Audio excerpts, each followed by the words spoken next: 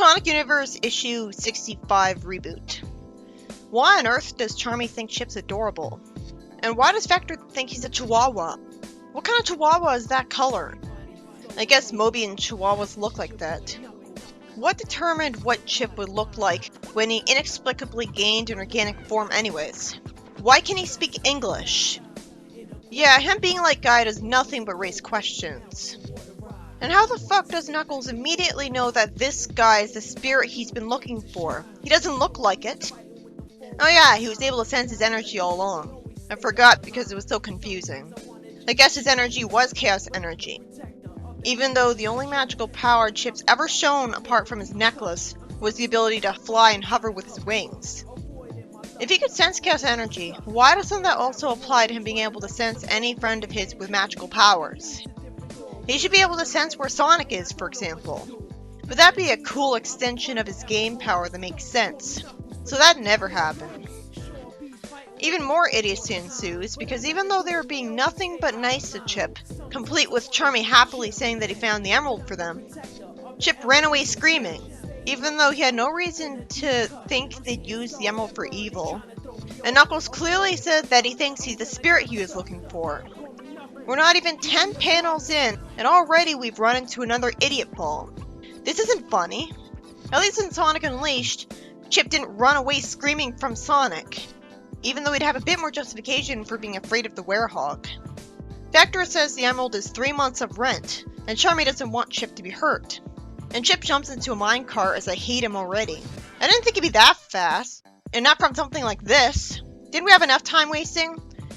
Chip gets out of the minecart, and Vector gets slapstick as I wonder why Chip isn't giving him the Chaos Emerald, if he has amnesia at this point, which also makes no sense.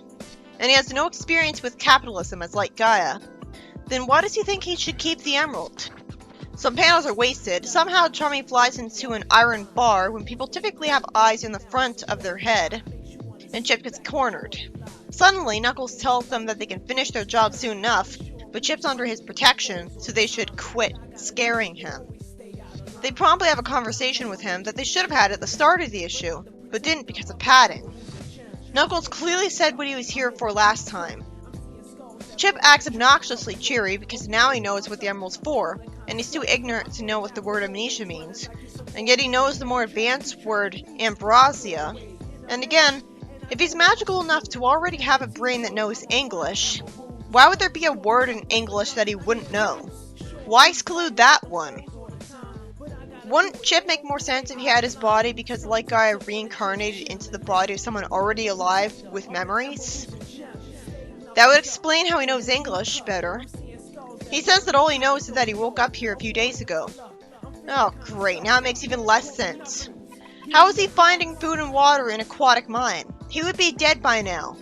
Figures that a fanfiction writer would make this even worse. There's a reason that in Sonic Unleashed, Sonic found Chip right after he woke up.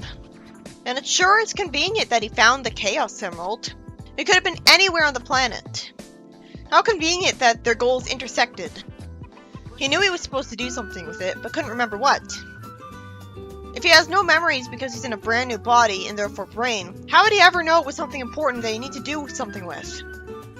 If he knows he needs to do something with it, he would know what to do. The body he's in never even had any memories before. It was never familiar with anything before.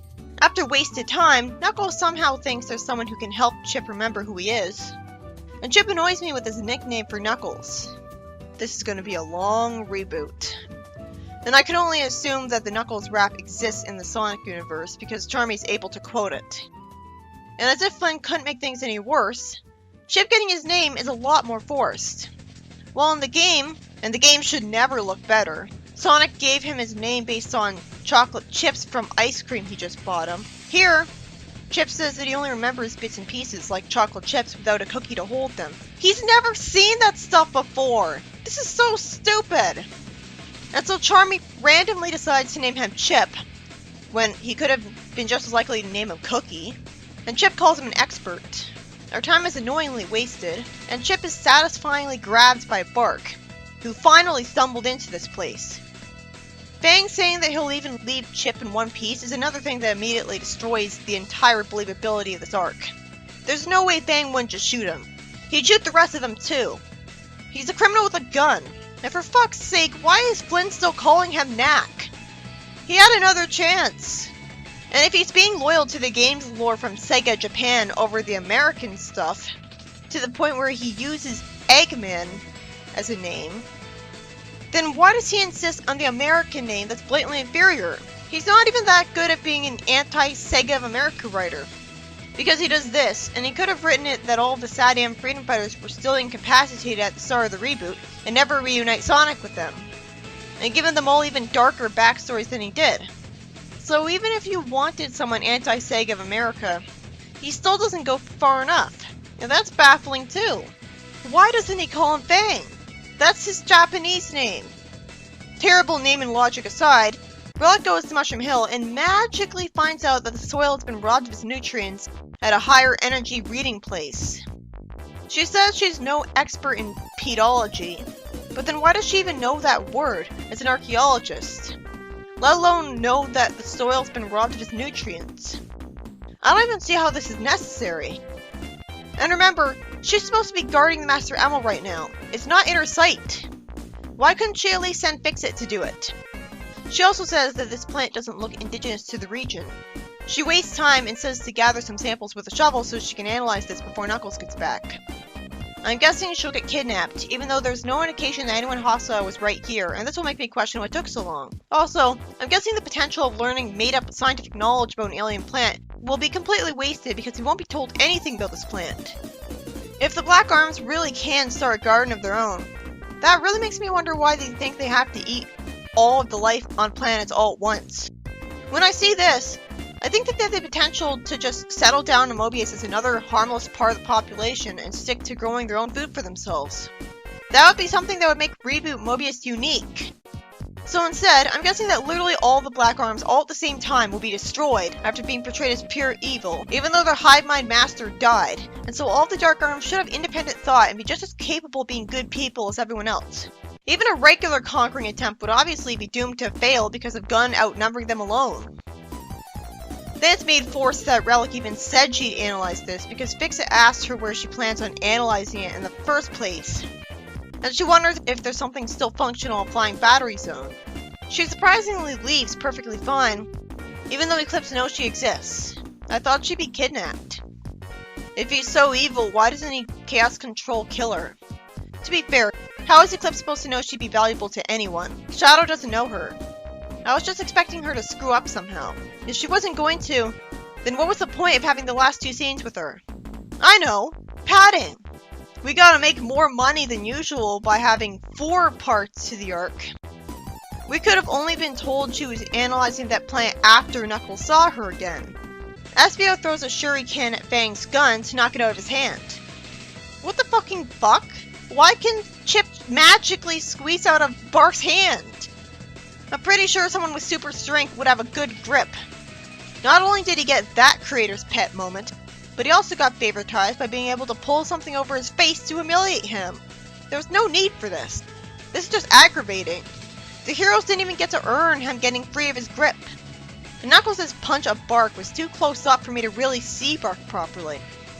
After a waste of time, Knuckles says there's a new plan and steals Vector's Emerald, and tells Chip to fly straight up and go to the Master Emerald. And he just assumes Relic will be right there with the Emerald, when she isn't.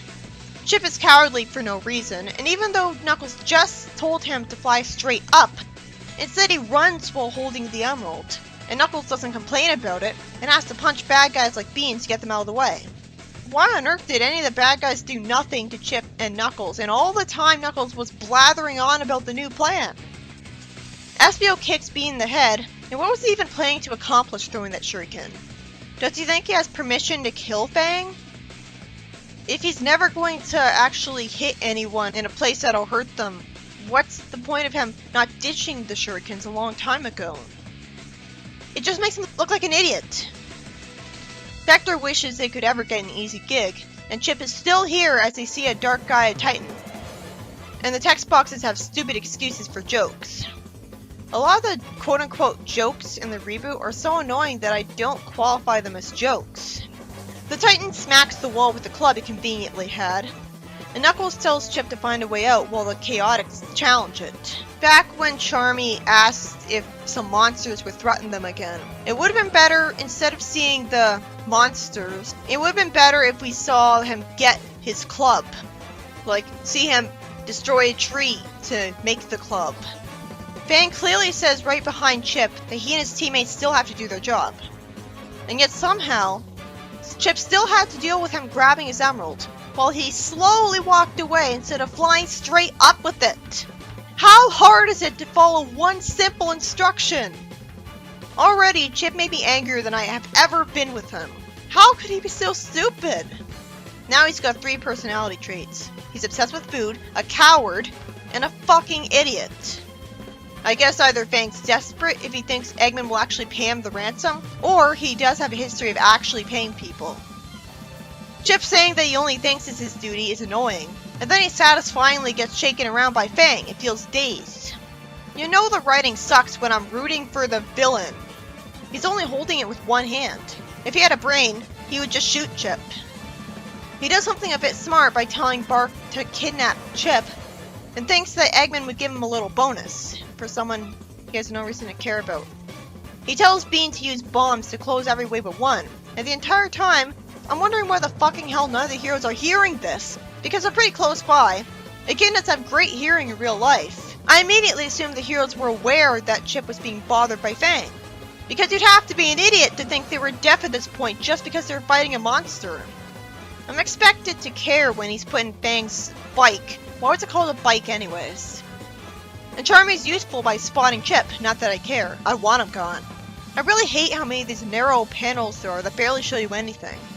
That doesn't get you invested, it's just confusing and disorienting. Bean throws a bomb, Knuckles yells at Fang to fight him, and Fang has the time to taunt Knuckles before explosions happen and he goes away. Vector at least complains about all the noise from earlier, but why try to be realistic at this point? You already threw all logic out the window. Espio has to push Knuckles out of the way of a club, and the story ends with us seeing that they're being threatened with drowning because the water is rushing in from the ceiling, not that they ever will drown. So just a melodramatic waste of time that comes out of nowhere. This is why a children's series should keep the stakes low enough that they're actually allowed to have the heroes lose sometimes without angering the censors. Instead, the stakes in the reboot are always so high that the tension wraps back around to being fake when you know they'll never actually go through with the heroes losing. But if the stakes were too low, like Amy trying to win a game of fuzzy puppies with Eggman, or chess, you'd have no reason to care. But again, another reason I didn't care in Boom was because I knew that even with such a low-risk situation, even then Amy was guaranteed to win. This issue was by Ian Flynn. There's lots of annoying padding, with Chip and Fang being complete idiots running away and not shooting anyone respectively. It's all a big waste of time where eventually Chip gets kidnapped, and only Charmy notices when everyone should have heard all the commotion right in front of them. And Knuckles clearly told him to fly straight up, not walk away slowly, and nobody corrects him either. I wonder how big the epic fail list would be for all these characters in Archie, if someone actually tried to count all of them. Is an idiot ball an epic fail moment?